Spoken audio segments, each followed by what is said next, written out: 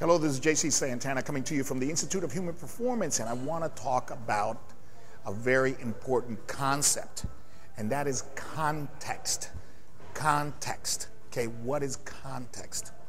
First, let's start by saying that we live in a great era, the information society. Yesterday I was helping my daughter with homework, and every time we had questions, we had the answer in 30 seconds, as fast as it took you to type. You couldn't do that 20, 30 years ago. You had to go to the library, you had to wait, you had to pull out all of my MedSci articles and look for them. So that's awesome. The fact that we can communicate with large groups of people, the fact that we can market, the fact that we can learn, awesome stuff. However, you have to understand, especially the young learner. I'm saying young, anything 35 down. You're going to see a lot of stuff on the internet, and that's a great way to learn. But you are seeing the what? You're seeing the final creation, okay? There was an idea, and there was a need for something. And the idea on how to fix that need, whether it was a condition, a performance a characteristic that you wanted, and you came up with an exercise, okay? And that exercise hit challenges. Person couldn't do it, you didn't have the exercise equipment, etc. You hit challenges, and then you found different progressions. And you found that each progression was better for different people, for different things, for different aspects. And then you come out to one exercise down here that you're doing on a YouTube video, and the new learner comes in, takes this, and now has an exercise. But what the new learner, okay, what a young person does not have is the context of how this exercise came to be. The looks, the history, the experience.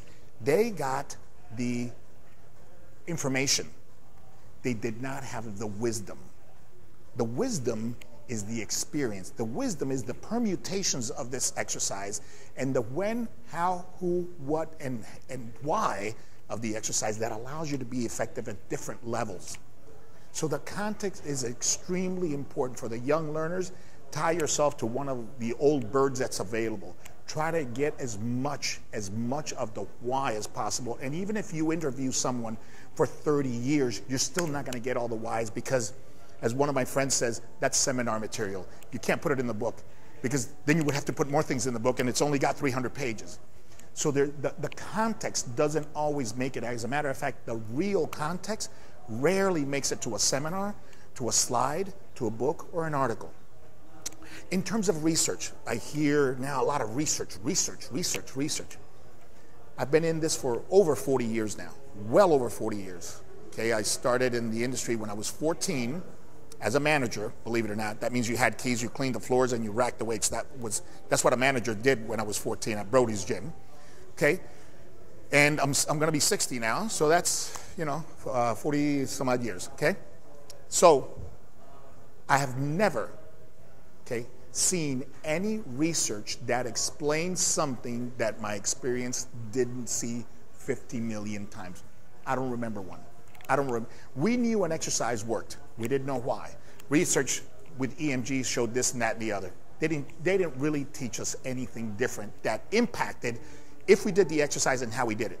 I haven't seen it. And I'm a PhD short, I'm a dissertation short of my PhD, all right? So I know research, and I know how to read it, and I'm up to here in it, okay? I don't read it anymore, okay? Rarely. I have read it. I read it every once in a while. I spent about 3 hours reading research Sunday, and it reminded me of why I don't read it anymore. Because you don't learn anything that changes your training on Monday. Nothing. Not even the context. The context is that practical wisdom that got to one exercise with 50 million permutations and 50 million applications. That's the context. So context is everything. Now, let me give you an example of the context. Now, we have little mini seminars on our websites where we're doing little mini clinics on rotation and presses and pulls, but I'm going to give you the real short summary on how context applies to this and what I mean by context. So we have the 10 o'clock, 2 o'clock rotations. And if I go to different gyms, I'll see different trainers doing it differently. So what's the correct way? Here, here, here, there. Which one is the correct way? All right? Well, For what application? There's the context. For what application? There's no right or wrong way to do it. Because if I need it for changes of direction, then I'm going to be here and apply a lot of force. I'm going to be with a triple green, okay? And I'm going to be here, boom. And if I want to load the hip, I might even allow this knee to come in so I can get extra hip, okay? What comes first, stiffness or hip mobility? Or can I train them simultaneously? With who? There's your context. So people will see this, and this becomes the 10 o'clock, 2 o'clock rotations. No, that becomes that 10 o'clock, 2 o'clock rotation. It doesn't become the 10 o'clock, 2 o'clock rotation that I use for developing stiffness and then a forehand or a backhand or changes of direction. There's your context. A 10 o'clock, 2 o'clock rotation is just not a 10 o'clock, 2 o'clock rotation. We also have this in our seminar for pressing. Okay, what's the correct length to press? What's the correct length to have a staggered stance? Okay, what's the proper foot position in the back? There's your context. So everybody thinks, okay, this is the way you do a contralateral press. Well, depends on what are you trying to do. Are you throwing a right hand? Are you developing the core stiffness necessary for a right hand in combat? Or are you preparing this for a runner and you need to develop posterior ankle stiffness? So I can be in here to generate, okay? I can be here to finish executing, and I can be here to improve forward locomotion, okay? Context, context. There is no one way to do it. There's the most common way to do it, but no one way to do it, okay? Anterior rowing, so you have this, right? Okay, so you have this, which is the right way, which is the right length. Okay, do we go rear foot? Do we go here? All right? And so I ask people, I see people going this way. And I'm going, what is this? One of the things I want to do is I want to mimic deceleration. This is not just a postural thing. As a matter of fact, if I want strong back, I wouldn't do this. I do this to develop the stance, context, the why, the deep, deep understanding why of an exercise. I want to do this exercise to help me practice decelerative mechanics. And for decelerative mechanics, you have to train the body to stop while the knee is behind the foot. Because if you're here, the lever arms won't work for you and you'll have to take another step to change direction. Why? Because you have to know the context. The primary prerequisite of launching yourself in a direction is the foot has to be planted and the knee has to be between that plant and the intended direction. So if I want to go back here and I plant my foot, that knee has to be behind the foot for me to be able to go back. If it's on top or below the, above the foot, above or beyond the foot, I have to take an extra step. And with that extra step, now I can change directions.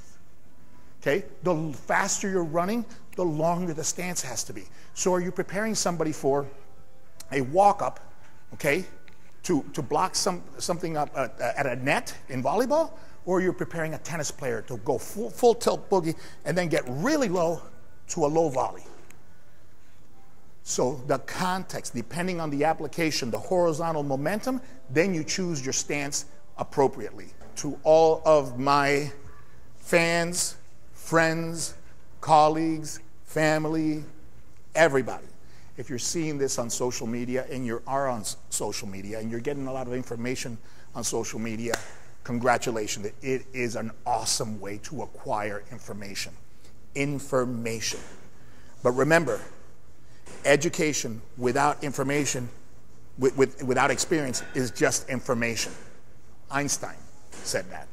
You have to get the context, and you get the context with experience.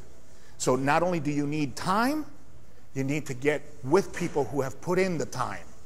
All right? So, social media, awesome. But you got to get on the floor, and you got to go to seminars, and you got to talk to geezers, old timers, so they can give you the context of many of the great training modalities that we're enjoying today.